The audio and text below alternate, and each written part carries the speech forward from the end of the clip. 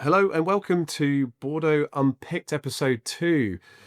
We are freshly back from our visit to France, to Bordeaux, up the left bank, across on the right bank for the last 6 days. There's myself, hello, Joe Muller, and with Guy, Hello, Joe. and I'm with Will. Yep.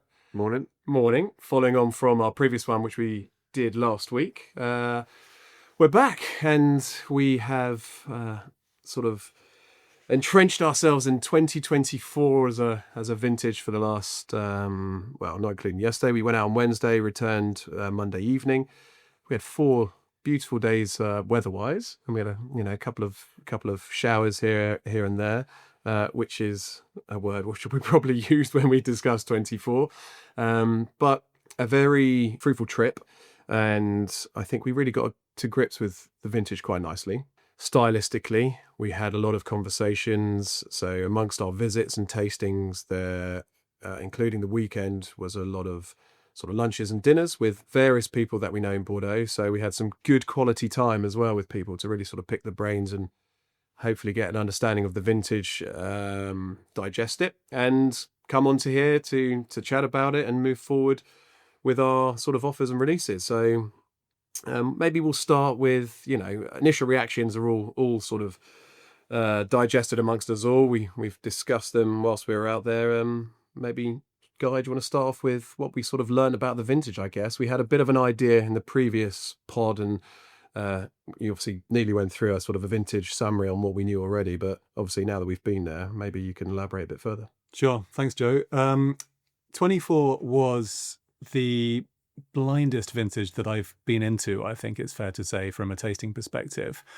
We'd seen what the vintage conditions were, and we saw that there was a lot of mildew, for example, and that quantities were low in places.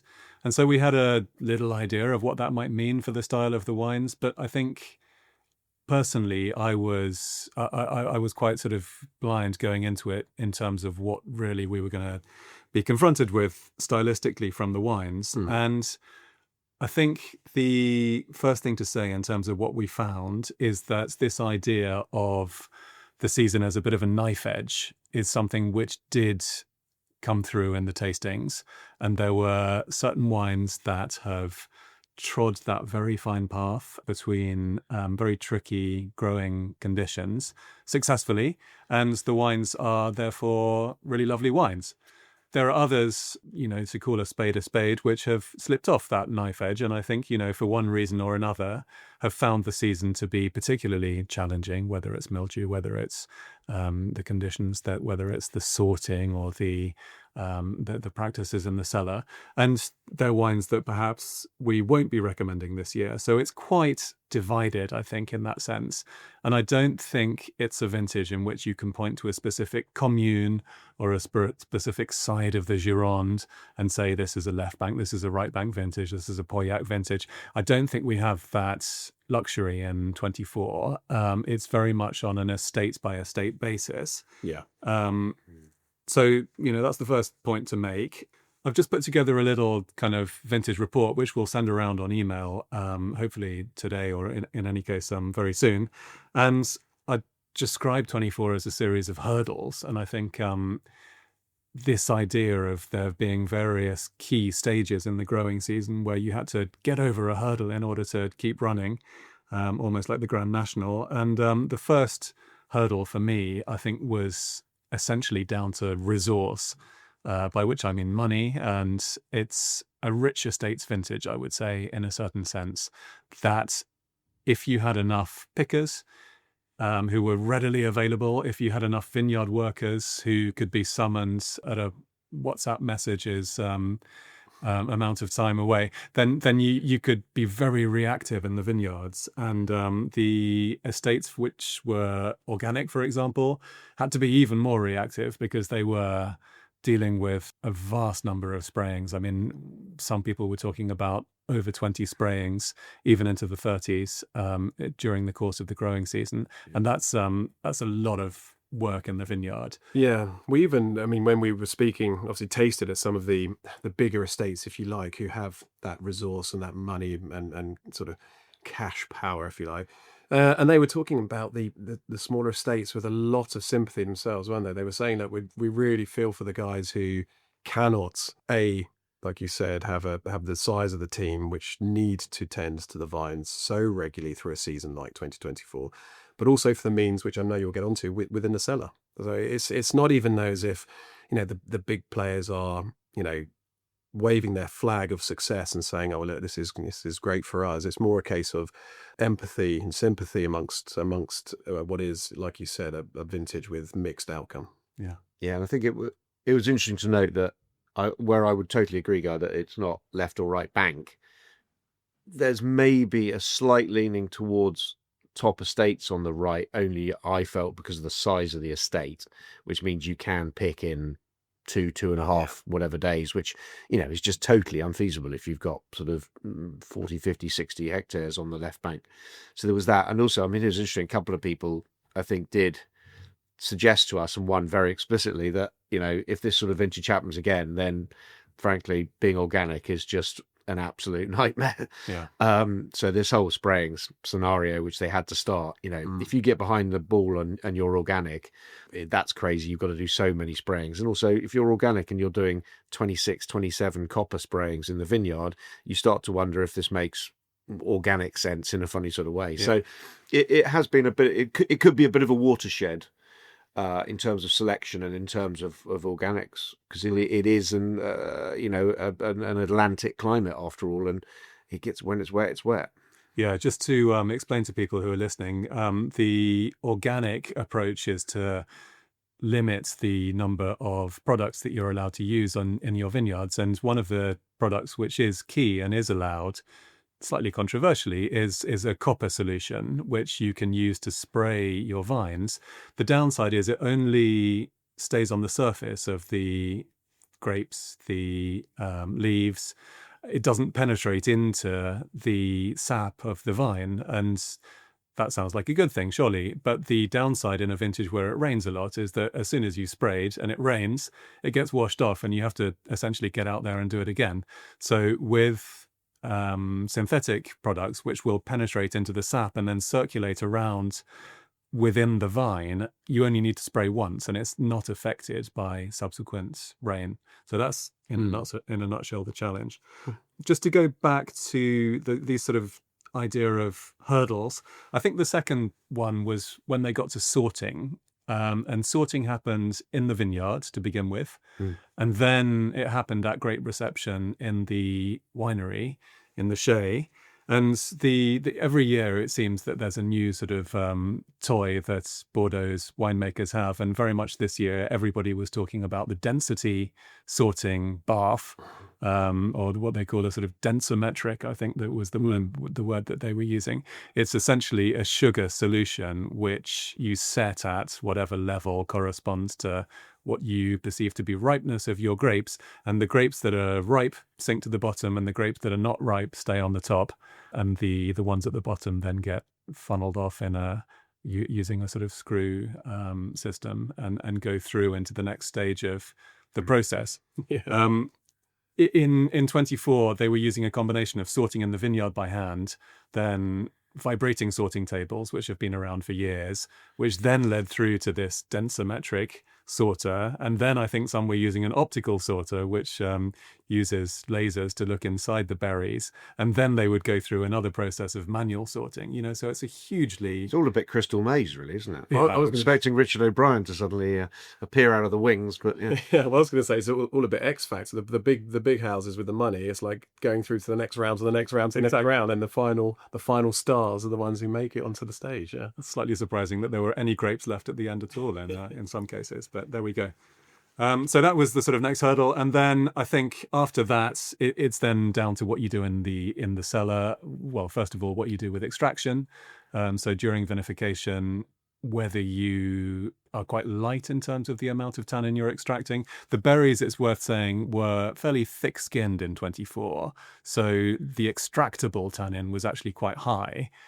So depending on what you did in the vinification process, you could either be very hands-off, and I think people who've tried to be too gentle we were discussing as we went, and there were a few instances of what we were sort of terming donut wines, which tend to just be a bit bland and don't have much in the middle. There's sort of this drop away when you get to the mid palate, and there really doesn't seem to be much life there.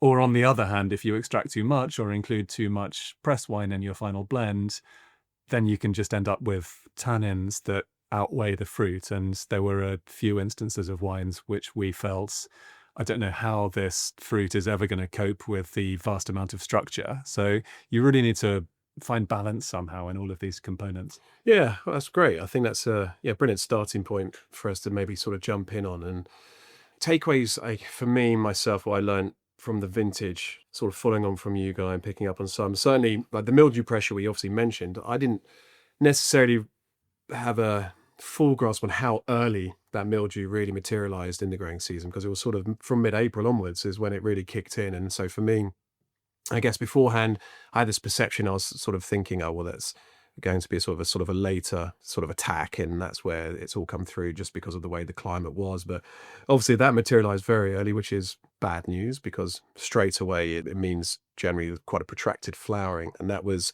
also the second thing that I really learned, was I didn't expect it to be as long as it was. You know, some people, I think Pierre Olivier said it was 6 weeks of flowering at Cheval Blanc, which is a huge amount of time for, you know, a lot of errors to come in. And that normally, when you've got that rain and climate at the time, leads to cueure. So, you know, the fruit doesn't actually set from those flowers. And then later on in the season, that can then lead to sort of millerondage, where you've then just got shot berries. You've got clusters of grapes where some are just completely underripe and later on down the line. But most importantly, a lot of them are malformed versus some that are normal in size and will probably go on to be quite a tasty ripe grape.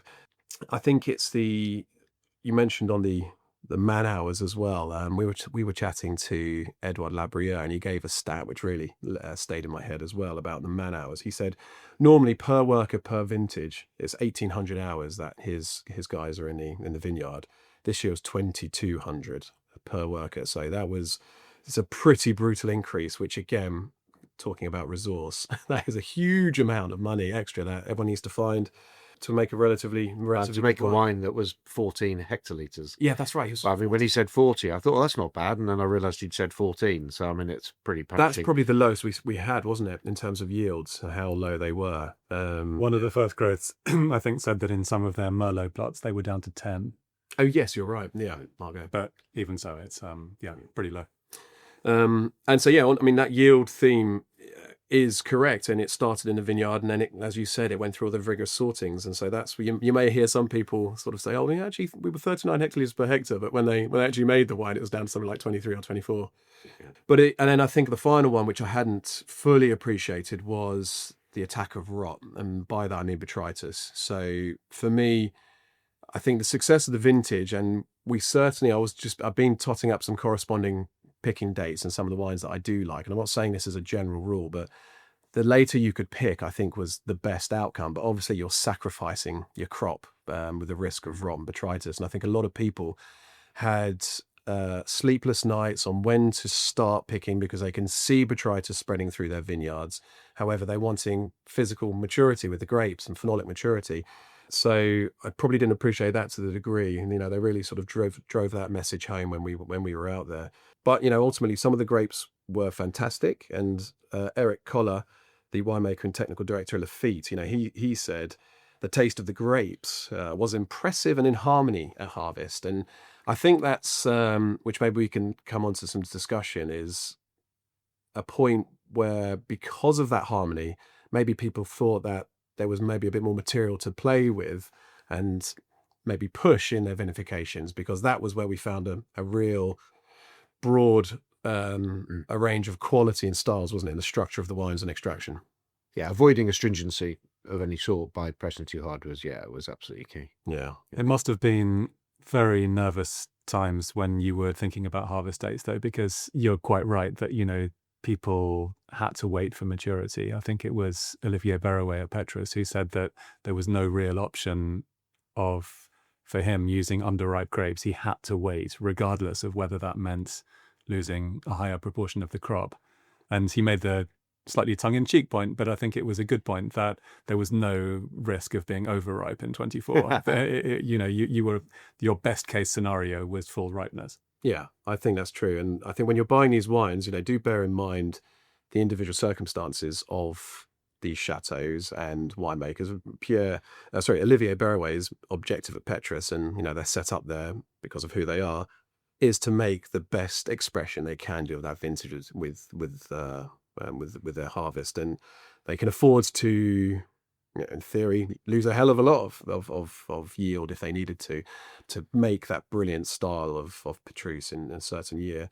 Where other guys their objective will be, look, we've got to make a good wine the best we can, but also from a business point of view, be commercially viable as well. And so it is tricky, but I do feel that there was a big swing. And for me, I think it's an honest appraisal where this year I've seen the broadest range of wines from really quite mediocre and difficult up to really rather good, and some surprises. The one other thing to throw into the mix is élevage, which is only just beginning, and more so than ever this year, I got the impression that there were wines that may change for the better, probably in the large proportion of cases during élevage.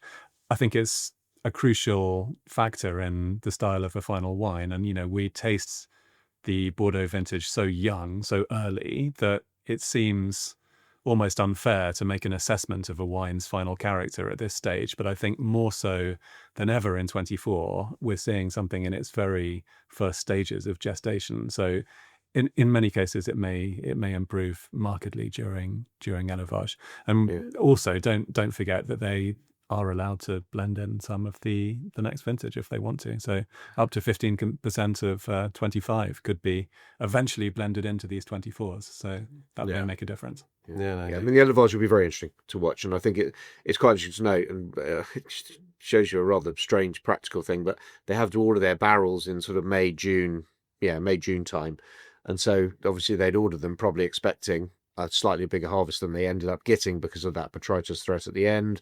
So then what do you do? Do you leave barrels around, fill them with water and leave them empty for the following year, or do you use them anyway? It's all the part of the sort of jigsaw of these things. So yeah, we'll see. But I mean, we should probably get on to sort of communes or the themselves. Absolutely. So yeah, I agree. There probably wasn't. I mean, the buzzword that they use a lot of in this vintage was heterogeneous, wasn't it? Yeah. So a lot of thrown around. That applies to the communes as well. There isn't just one commune, as you said, which mainly consistent. Okay, look at Corny and Barrow. We have great relationships and a lot of history with the right bank, and so we probably tasted a bit more right bank than left bank, just because we wanted to see a lot of our key partners there, and the people who we represent.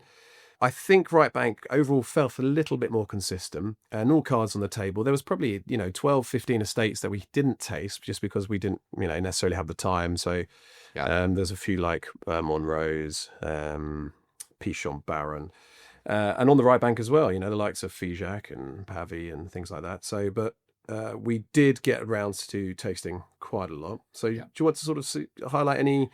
I mean, let's talk about the left bank first, I guess. That's where we started our trip. Were there any highlights for either of you?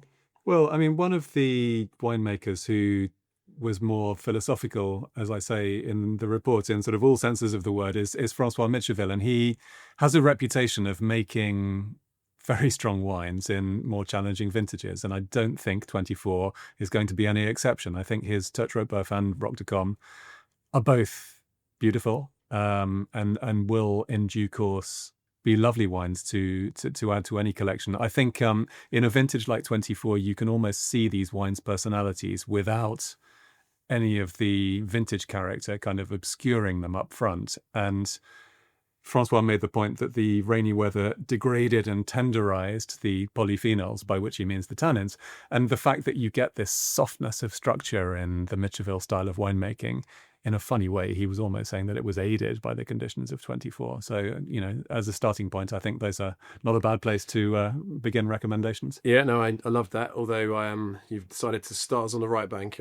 I steered us to the left, and then, but that's totally fine. We'll go to the right. Sorry, it's just the way my mind works. No, well, yeah, we are right bank prominent. So yeah, let's start on the right.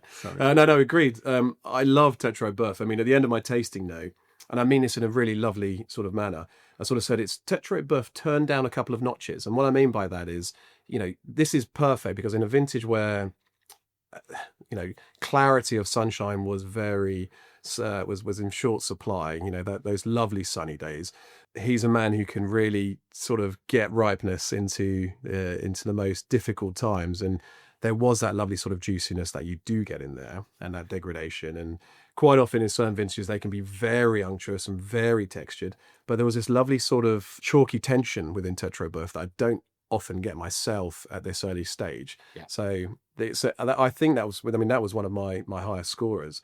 Further on the right, Roque de Combe I thought was very delightful, but Rocheron I thought was a lovely visit. It was my first visit to Rocheron myself, which is nuts, given I've been selling the wines for quite some time. But to be fair, Peter's been doing the house up and the estates up there over time as well. He just doesn't want you anywhere near it. And Peter was brave, and I love this about Peter. So he showed us the 24, and he showed it alongside the 23. Yeah. The only person to do that. And it showed some real class, not only about Peter as a man with serious integrity, but about the 24 itself. Yeah. Because what you got in the 24, and I don't know if you agree, was this wonderful expression of limestone tension in a really transparent way with this lovely fresh acidity with a very gentle ripeness. He just made it a very almost pretty-esque Rocheron, but with real mineral drive. And I loved that. And you actually had it next to 23, and you could tell the 23 overall is of better quality, but it was richer and rounder. And actually, we all sort of said, I'm enjoying tasting this 24 more now than I am the 23 on the day. Yeah, no, they're both good. And I think actually it's interesting to note we had, because people will have these in the cellars possibly, the 12 Rocheron with Peter from Magnum one evening. And then at one of the other tastings, amazingly, there was a double Magnum of 16. So both of those showed well. And I think, Guy, you were making this point to the team yesterday when we were chatting. Rocheron is a kind of a stealthy wine. And if you notice it, it's got some rave reviews for the 22 and things recently. But it's not always showing. And I think that's that limestone thing you're talking about on Primeur. But it's very proper, very proportioned, very sort of a little bit of a sleeper in a funny sort of way. So we love Peter and he's a great guy. And he's a sort of painfully honest chap at times. But yeah, I thought the Rocheron showed its class quite well. And I'd concur with the Rock. Tetra Boeuf I always loved, but going back to Mitchellville, Roque de Combe for me, kind of the stars aligned a little bit there. So it was very good. I'm ready for some left banks if you want, Joe.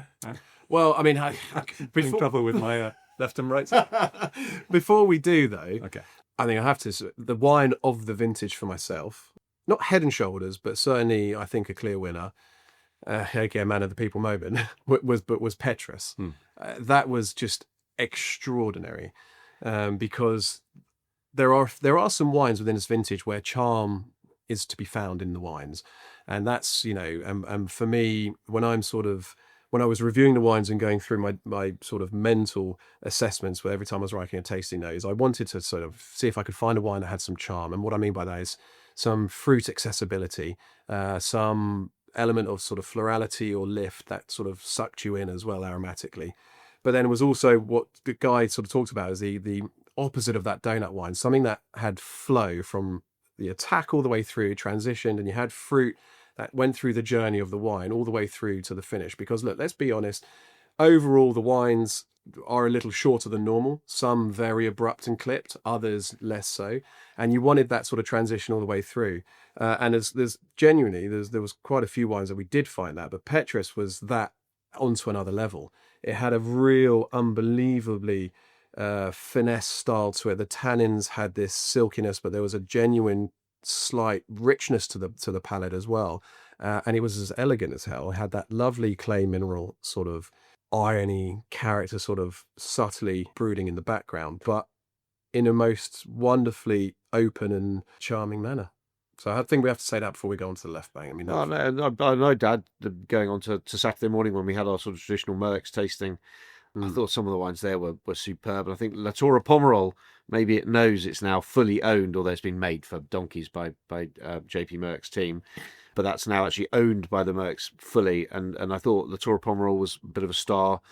Trottonoir was quite closed but very proper, which I think is a good thing. And Bel Air Melange I thought showed well, which actually does tie in with the fact that it's not right next to, but it's not a million miles from Clos Martin and Beauchejou, which are both in the same sort of quarter in Saint-Emilion. So I think it was interesting to note that those who had that limestone thing, as we saw at Rocheron, did do well. So I was very happy with the Merckx wines. I think they're going to be proper wines. I think they're quite possibly a real candidate for your élevage comment as well. I think that they'll put on a bit of volume and a bit of mid palate. Well, no, mid palate's fine, but they'll add to that with their élevage. Élevage being, the time they spend in barrel or amphora or whatever else people use. Certainly not amphoras haven't made it onto the scene at Merckx yet.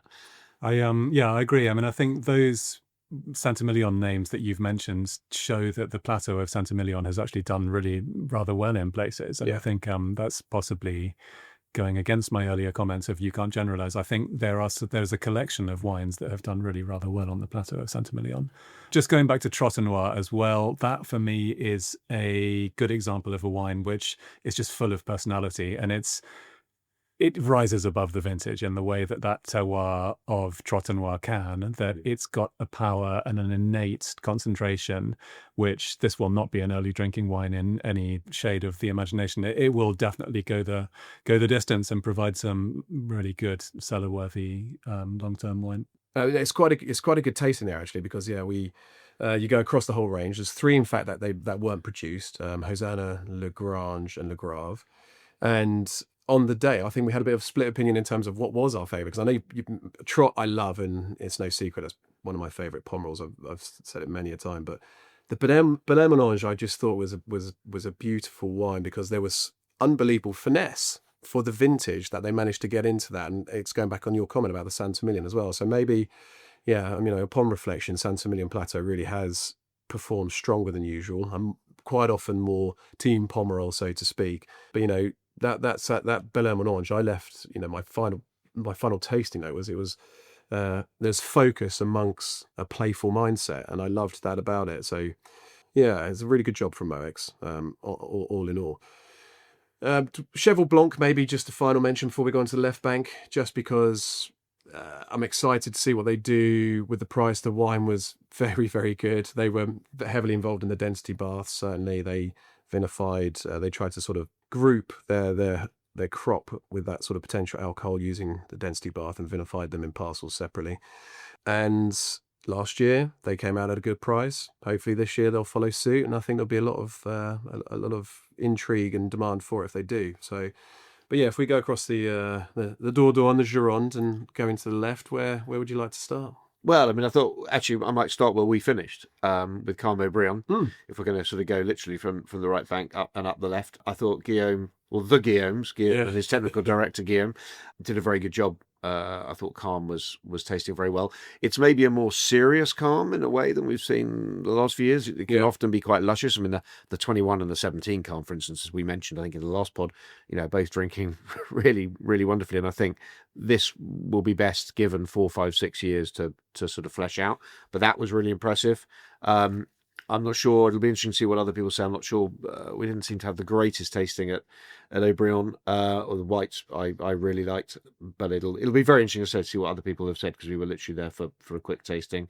But moving up, Margaux impressed me, the chateau itself, and Lafite maybe with Mouton a tiny bit behind them, but that would be to do a sort of very snobbish summary. I thought actually of the Lafite stable, I thought Duart Millon was good.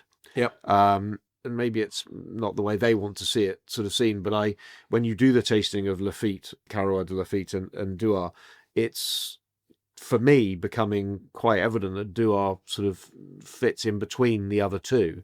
It's not necessarily how it works in price and not necessarily how the market sees things, but I thought Duart was good. Yeah. I'll second what you say on Carmo Brion. I think they've made a very good wine. I think the fact that they're using essentially about half a whole bunch fermentation is very different in terms of style to what anybody else is really doing in Bordeaux. And I think it gives it voluptuousness, a sort of accessibility of fruit, a little bit of salinity. It makes for a very different style of wine, but one which is beautiful. And, I think the team there led by Guillaume is doing really, really good things. Yeah, on the left bank, there was a lot of variation, which I had found in line corresponding to tannin, and I think maybe because of Cabernet just being a bit more of the sort of the polyphenols and the tannins that are in bigger excess with that variety. And I think we mentioned it earlier on where we were talking about some wines may have pushed it too far, and what we meant by that is within the extraction and how aggressive the press was, how much press wine may have been added to some wines, and that was very varied. It ranged from sort of 2% up to 16% from memory, from what we discussed with people. And ultimately, that could have produced, and did produce in some cases, quite angular square tannins that sort of weren't submersive to the overall structure, but sort of built on top of it. And when you've got that sort of balance, for me, I have worry where the fruit doesn't quite match that tannin.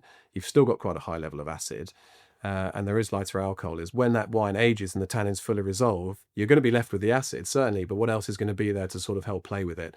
And that's a little bit of a concern. And so, being brutally honest, there were quite a few wines that I found, both on right bank and left bank, that fell into that category. And that's where we will, obviously, with our commentary, be very honest and open with customers. But yeah, I just thought I'd jump on that because one of the left bank properties I found very difficult. And one of the elements it added was this bitterness within the tannins, this green character and this bitter character. Pierre-Olivier, he sort of said that he thinks the bitterness comes from when the alcohol is out of kill and out of balance of the wines. That will add and accentuate that. I don't know if that's the case with all of these wines, but it's something we were found. But yeah, sorry, I interrupted your left bank there. No, not at all. Well, I'll just go further up on the left bank and mention two names and continue with that theme of tannins, because Pichon Lalonde is a wine which I think has some of the most beautiful tannins of the vintage, and we only got gorgeous, a short chance to taste it once, but I do think it was the one wine that I was almost tempted to use the word filigree for, because, it just has this sort of lattice-like finesse of structure, which was very impressive and very unusual in this vintage. So I think that deserves a shout out for a very finely handled Pauillac. Lynch-Bages is another name which I will mention because I think the 23 was a huge wine. The 23 was verging on monstrous in a good way. I thought the 23 was a beautiful wine, but the 24, they have reined back a lot, but without running the risk of leaving that hole in the middle. They've still made a confidently extracted wine. I think it was very proficient and it will give pleasure over the more medium term, whereas Lynch-Bages 23 is clearly going to be a wine for the very, very long term. So I think those were two good examples of wines which I felt were sensitively managed in terms of their tannins. Yeah, I mean, I think I'll echo you, Will, on the first grade, so I won't go into any other detail, just to say, yeah, I think Lafite was quite remarkable. And Margaux, they were the two that stood out for me. Then outside of that, and Pichon Lalonde, I couldn't agree with you more. I thought they'd really bravo to them. And two others which I really personally enjoyed. And I was going through my notes since I've returned, and there's only 17 wines I tasted. This is my score, not Cornet's, but that I scored 17 or higher. So it's quite a small grouping. Ones I've mentioned have certainly been in there already, but there was two on the left bank that sort of crept in. Ralzon-Segler for me, and equally Canon did do very well. I slightly preferred Ralzon-Segler in this vintage. I just thought there was a lovely pull with some from and by pull I mean some attraction from an aromatic point of view, as well as again making sure that there was some fruit that flowed through the entirety of the palate. And the other one was Smith-Ho Lafite Rouge. Bizarrely, I sometimes I can find that quite big at this stage of proceedings with Premier tastings, but again, the sample I tried had quite a lot of elegance on show, some very pleasing Pessac mineral presence, and sort of wrapped up in quite a nice texture as well. So yeah, interesting. But maybe on that note, would you, if you were to sort of pick a right bank and left bank, let's just go for, and I know it's just very difficult just to do one and one, but an outright champion, and then maybe one that you would sort of say is the best value or must buy. What would you go for? I'm happy to go first whilst you have a think on it. I think, Petrus has to be on the right bank. It's boring to say that, but And then for me, I think it'd be Rouget. I was wondering if you were going to bring Rouget up, and I was half hoping you wouldn't, because I've circled it in my notebook to remember to say how much you loved it. Yeah, I absolutely adored it. There was juiciness there, and again, that's something that you didn't find in every wine. So, a sort of a tenderness on the fruit. The tannins, they weren't super fine because of the vintage, but they were sweet, and there was a ripeness, and that just played into the balance on Rouget really elegantly, and it showed a lot of depth. There was a bit of spice. There was this sort of level of complexity that wasn't in all of the wines. So yeah, Rouget, I'd be a big shout out to. Yeah, on the left bank.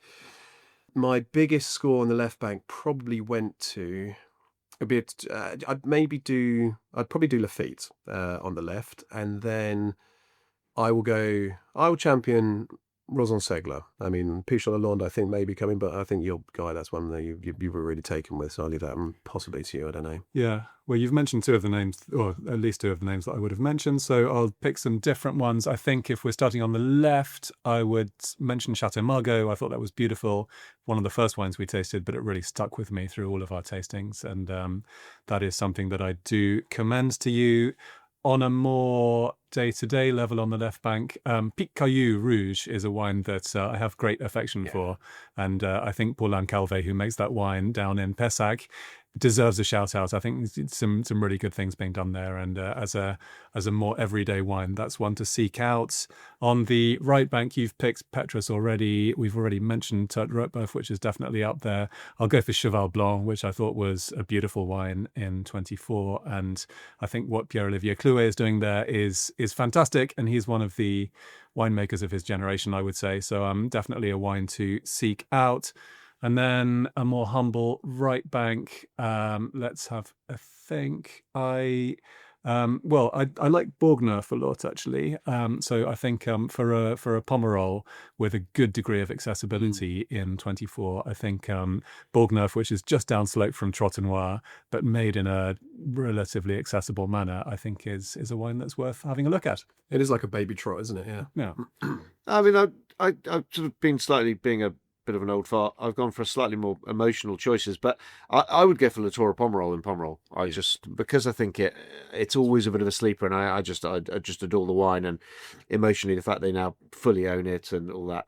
And then another, I've maybe picked two that are sort of on a par rather than a sort of top and a bottom, but I'd go Clos Saint-Martin, which we've not mentioned at all. Yeah. And actually, I think Sophie Foucault's tiny plot. It's the smallest Grand Cru in Saint-Emilion, but it's so well cited, and you can totally see why. So I thought that was very good. Again, you can maybe make the Tête Roteboeuf comment about, just the volume turned down a tiny bit on it compared to its extravagance often, but it's a very proper wine. There's a beautiful brightness of fruit in Clos Saint-Martin this year. She vinifies half of it in amphoras, and it gives this. Yeah, I was impressed, and we have to say that was a 9 a.m. Saturday tasting. So not always the easiest time to be impressed, but I was. And then I mean Margaux, which funny enough is probably the first growth that I've. Very first world problem here. Probably the first growth I've drunk the least of over the years, but I thought that was really good. And then actually, I'm going to double down on my Duart Millon comment. I'd go with that again. Maybe not. It's not quite the sort of level we're looking for in terms of value, but I mean, very very good. And I mean, I think in conclusion, we must talk a little bit about the market as well. Yeah. Literally in the closing couple of minutes, but. It was apparent that Bordeaux is running a little more. Often there's a nod to understanding what they need to do. I think they were running scared going too far, but they are abundantly aware that they need to sell 24 for attractive prices and kind of move on. And so it's going to be very interesting. There's lots of chat about a really early campaign. I mean, even sort of Easter Tuesday, if that's a thing. So next week, looking like there'll be proper releases. So I think it's going to be a late April and May campaign rather than a May, June, July campaign, which is probably no bad thing. There seemed to be a genuine acceptance that they do have this golden goose, and they really shouldn't kill it by making a mess of En Primeur, and to have the world's attention on their small corner of southwest France for a concerted period of a few weeks a year. It's an absolute game changer in terms of distributing your wine if you play your cards right. And I think there is an awareness that they need to get it right this time. Whether that translates into good prices, we'll see. But I have a feeling they will do what needs to be done. Yeah, no, indeed. It is going to be early, and 22nd, I think, is Bataille, isn't it? So they're coming Ponticale? Ponticale the 23rd. Yeah, exactly. So that will be, for us, 23rd. We didn't taste Ponticale, so can't comment on it, but it will be interesting to see as a litmus test, pricing and what they do. We do know Lafite is going to be coming out relatively early, along with a few other producers as well. So, yeah, watch this space, and we will try to keep you in the loop as much as possible. Ourselves moving forward, as Guy mentioned, we're going to get out the sort of the vintage follow-up vintage report email as soon as possible. Given the mixed bag of results, we're not going to be following like we did last year. If you're sort of a regular purchaser of Bordeaux en Primeur from us, you'll remember last year we had a sort of a big wish list of a pre-order sheet with a already sort of given fair market price assessment to each wine. And if it fell within that bracket, then you could pre-order the wine, and we would do our best to make sure we could secure enough. And because of that pre-order element, it allowed us to act early and do that. But given the varied quality, we won't be going down that same route as we sort of mentioned on the previous pod. Yep. So we will be going out and obviously talking about the wines that we did like. We'll be coming out with daily commentaries and releases as and when the wines come out that are relevant to us. And by relevant, we mean obviously our relationships and agency wines, but relevant if it's a wine that we tasted and thought, oh, we liked that. That's a good price. Let's get this out to customers so they can take advantage of what was a very good wine made and quite affordable pricing. So we look forward to it. Yeah, sort of beginning. It will be quite nice to have a concise campaign for once. It's been so drawn out over the last 4 or 5 years.